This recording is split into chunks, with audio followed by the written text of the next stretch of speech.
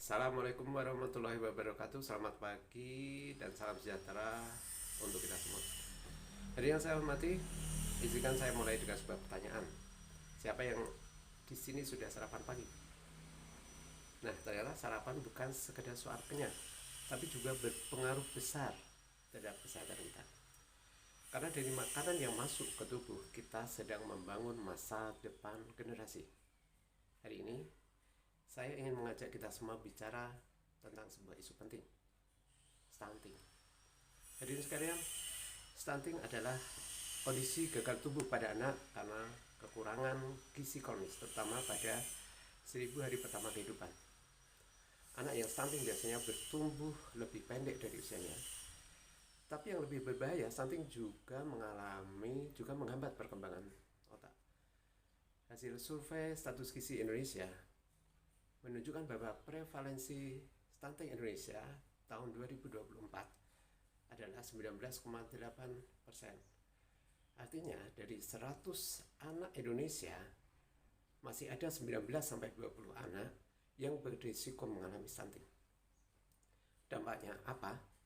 Anak-anak yang stunting cenderung kesulitan belajar, mudah sakit, dan ketika dewasa nanti produktivitasnya rendah.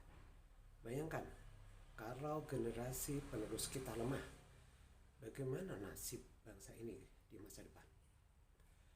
Hadirin yang berbahagia, apa penyebab stunting? Pertama, kurangnya gizi sejak masa kehamilan. Seorang ibu yang hamil yang tidak cukup nutrisi akan melahirkan bayi yang dengan resiko stunting. Kedua, pola asuh yang kurang tepat.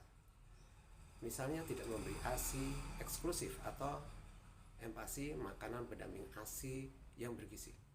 Ketiga, sanitasi yang buruk. Misalnya air minum yang tidak bersih, lingkungan kotor, dan perilaku hidup tidak sehat. Lalu bagaimana solusinya?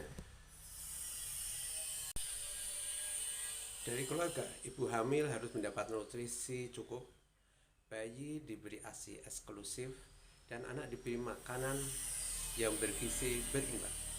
Dari masyarakat, mari kita dukung posyandu, cek pertumbuhan anak secara rutin, dan jaga kebersihan lingkungan. Dari pemerintah, berbagai program gizi, sanitasi, dan pemberdayaan keluarga harus kita dukung bersama. Saya ingin mengajak kita membayangkan sebuah analogi sederhana. Mencegah stunting itu seperti menanam pohon.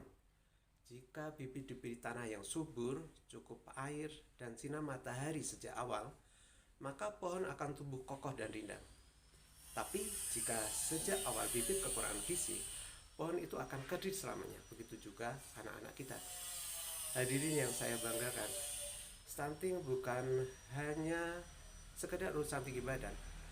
Stunting adalah urusan masa depan bangsa. Jika kita ingin Indonesia maju, maka kita harus perhatikan anak-anak kita tumbuh sehat, cerdas, dan kuat. Marilah dari diri kita. Mari biasakan makan makanan bergizi, menjaga kebersihan, dan mendukung kegiatan posyandu. Karena dengan langkah kecil ini, kita sedang menjaga generasi emas Indonesia di tahun 2045. Hadirin sekalian, izinkan saya menutup pidato ini dengan satu kalimat. Hidup sehat hari ini, generasi kuat esok hari. Semoga kita semua bisa menjadi bagian dari perjuangan mencegah stunting demi masa depan bangsa yang lebih baik. Assalamualaikum warahmatullahi wabarakatuh.